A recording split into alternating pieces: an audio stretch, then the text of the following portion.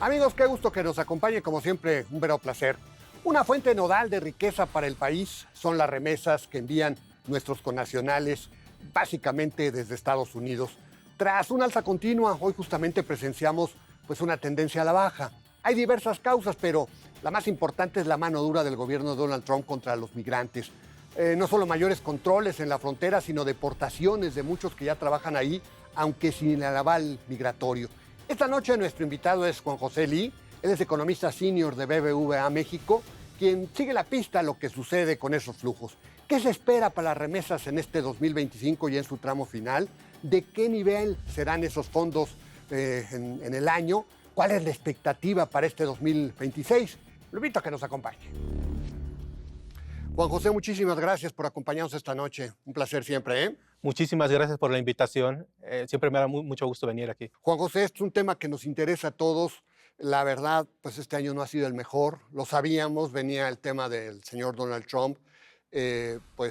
¿Cómo ves el tema de las remesas? ¿Cómo cerraremos el año?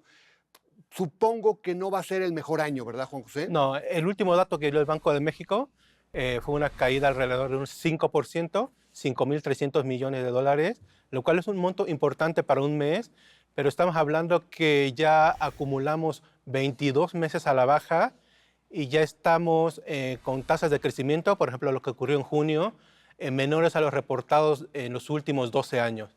Es decir, ya las remesas van para abajo, pero aún así las remesas siguen siendo un monto muy importante para la economía. Pero, por ejemplo, el año pasado cerramos en cerca de 65.000 millones de dólares. Este año podemos cerrar alrededor de unos 61.000 millones de dólares, pero aún así supera por mucho el turismo, la inversión extranjera directa y todo el saldo neto por manufacturas. ¿Cuáles son las causas que están motivando esta caída, Juan José? Sí.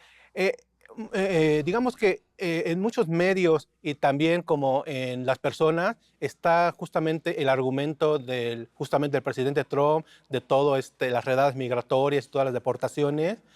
Lo que hay que considerar es que solamente de toda América Latina, solamente México disminuyó. Llevamos una caída aproximadamente en el primer semestre de 5%, pero si ves, por ejemplo, las remesas a El Salvador creció en 17% en el primer trimestre, en un solo trimestre. A Guatemala, 13%, a Honduras, por ahí 13%, a República Dominicana aumentaron 10% y a Colombia aumentaron 14%. Entonces tú me dirías, ¿por qué México? ¿Por qué México, no? Entonces, si a todos esos países aumentó las remesas, quiere decir que hay un componente adicional a lo que está haciendo el presidente Trump.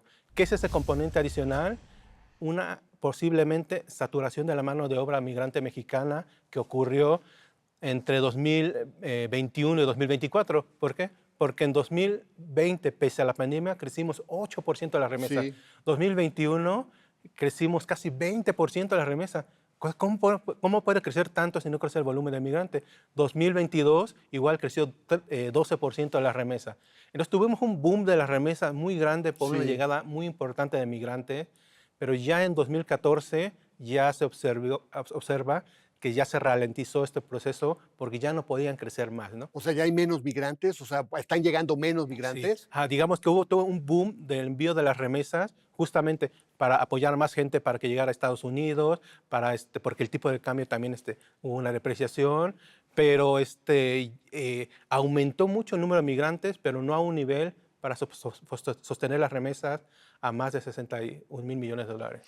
¿Qué visualizas, Juan José, para el 2026? Te lo pregunto porque pues todos los días tenemos noticias del tema de las redadas en Estados Unidos. Sigue siendo un tema delicado para nuestros connacionales que viven en Estados Unidos. No hay mucha certidumbre, hay miedo.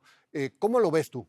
Sí, justamente para tener el contexto hay que considerar que durante el periodo de la administración Biden, de 2021 a 2024, el volumen de migrantes de Estados Unidos creció en casi 7 millones.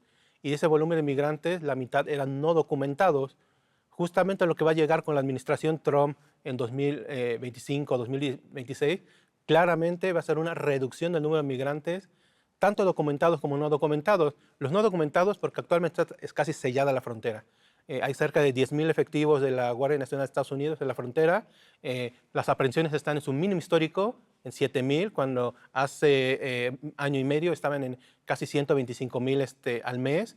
Y también en el interior el número de aprehensiones ya se duplicó y el presupuesto para el ICE ya se triplicó en este año, para el siguiente año fiscal. Entonces, claramente va a haber más deportaciones y más aprehensiones y eso sin duda va a afectar las remesas que van a llegar a México y a América Latina. Y O sea que 2026 también va a ser malo, ¿no? Sí, efectivamente. Las previsiones que tenemos para este año es que México cierre en alrededor de 61,000 millones de dólares. Ajá. Estás hablando de una caída de 5,8%, pero solamente México va a caer porque América Latina, casi todos los países de Centroamérica y del Caribe y de Sudamérica, estamos estimando crecimientos de más de 10% e incluso en algunas economías de 15%. ¿Y 2026 qué calculan ustedes? Para 2026 lo que va a ocurrir es que, digamos, el periodo rápido crecimiento de las remesas ya no se va a mantener. Vamos a tener también una contracción de las remesas, pero no así tan abrupta. Estamos hablando de probablemente 3-4%. Y para América Latina va a seguir un crecimiento de las remesas, pero a un menor nivel. Estás hablando a lo mejor de unos 3-4%. Ahí Venezuela, digamos, es de los países que más ha crecido, ¿no? En cuanto a número de migrantes a Estados Unidos, ¿no? Sí, sin duda, en los últimos 5 o 6 años Venezuela es de los países que más creció, inclusive Cuba, pero el problema es que no tenemos actualización ni datos sobre el flujo de remesas en Venezuela ni Cuba, ¿no? Que son países muy importantes receptores de remesas en la región.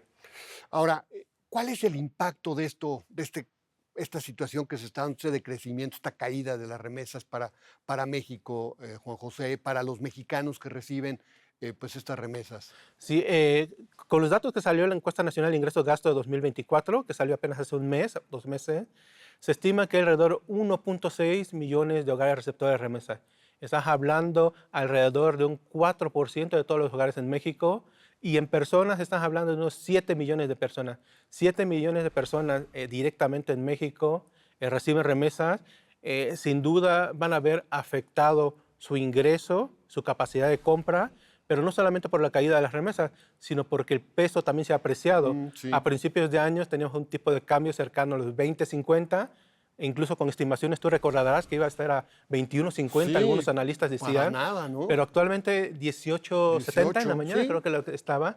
Entonces, esta contracción también en el valor pues de lo que puede convertirse en pesos, los dólares, también hace que todavía sea menor lo que puedan recibir los hogares receptores de remesa y tengan que buscar otras fuentes para complementar su consumo. Ahora, hay estados particularmente más afectados que otros, ¿no? Por lo que recuerdo, Chiapas es uno de los más, de los receptores más importantes, ¿no, Juan José? Sí, sin duda, digamos, a nivel nacional, las remesas representan 3,5% del Producto Interno Bruto. No dependemos tanto de las remesas. Si pensamos que, por ejemplo, El Salvador son 22%, Honduras 25% del PIB, Haití 24% del PIB, entonces diríamos que no. Pero si bajamos la lupa y vemos a nivel estatal, claramente hay estados que altamente dependen de las remesas, ¿no? Claramente dijiste Chiapas, Guerrero, Oaxaca, son estados donde las remesas representan entre el 10-15% de todo su Producto Interno Bruto. Y también hay que agregar a Michoacán, Jalisco, Guanajuato, Zacatecas, ¿no? Estos 7 estados, en promedio, las remesas representan más del 7% de su Producto Interno Bruto. Y hay otro dato adicional importante, por ejemplo, Michoacán, el monto de remesa que recibe Michoacán, alrededor de 5,000 millones de dólares anuales, es mayor a todo su presupuesto público en un solo año, ¿no? O sea, es importantísimo. Las remesas en Michoacán mueven más economía que todo el erario público. Zacatecas también, ¿no? Sí, Zacatecas es cercano al 70%, 80% de todo su presupuesto público. No, bueno. Ahora, vamos a ver menos mexicanos en Estados Unidos como la válvula de salida que durante muchos años se dio debido a la falta de empleo en nuestro país, ¿verdad, Juan José? Eso es un hecho, ¿no? Sí, incluso esto ya venía desde hace como 20 años, digamos, entre el año 2000 y 2006 fue, digamos, el gran crecimiento del volumen de migrantes mexicanos en Estados Unidos. Pasamos de cerca de 7 millones a 12 millones de migrantes mexicanos neto, o sea, 5 millones en 6 años aproximadamente de migrantes. Pero la crisis financiera de 2007, 2008, digamos, terminó el sueño americano para gran parte de los migrantes mexicanos en Estados Unidos. Y lo que ha ocurrido no es que ha parado la migración, sino sigue habiendo migración, pero ya en menor volumen. Estimamos que cada año hay anualmente como unos 400,000 migrantes más de Estados Unidos. E incluso del último periodo, de 2000 a 2004, cuando el volumen de migrantes no documentados creció en 3.5 millones, los mexicanos solamente aumentaron en 300,000. O sea, pasaron los migrantes no documentados mexicanos de 4.1 a 4.4 millones de migrantes. Los No documentados, ¿no? Pero es que hay que considerar que de los 12 millones de migrantes mexicanos, una tercera parte ya tienen ciudadanía, otra tercera parte tienen green card y la otra tercera parte son los no autorizados, no documentados. El tema, por ejemplo, del impuesto a las remesas, ¿ha impactado, Juan José, este pedacito que finalmente quedó y que aprobó el Congreso? Sí, bueno, con la propuesta original que se tenía, había grande temor. Era del 3, ¿verdad? Era del 5%, en mayo, luego a finales de mayo pasó a 3.5%. Exacto. Actualmente es de 1%, que sigue siendo alto, pero lo que sí han hecho es que el impuesto a las remesas no va a aplicar a todas las transferencias que salgan de una cuenta bancaria, tampoco que provenga de una tarjeta de crédito ni una tarjeta de débito. O sea, básicamente el impuesto solamente se va a cobrar a aquella persona que vaya a una tienda y quiera mandar el dinero en efectivo. Entonces, hay estimaciones, se estima que 40%, 50% de las remesas que llegan a México son de migrantes, principalmente no documentados, que ellos prefieren usar el efectivo, entonces usan, por ejemplo, la tienda de la esquina, que por conveniencia y también practicidad los manda.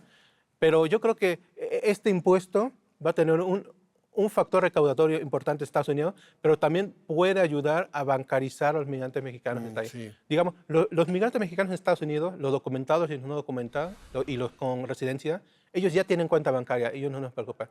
Pero los migrantes no documentados, una parte importante no tiene cuenta bancaria.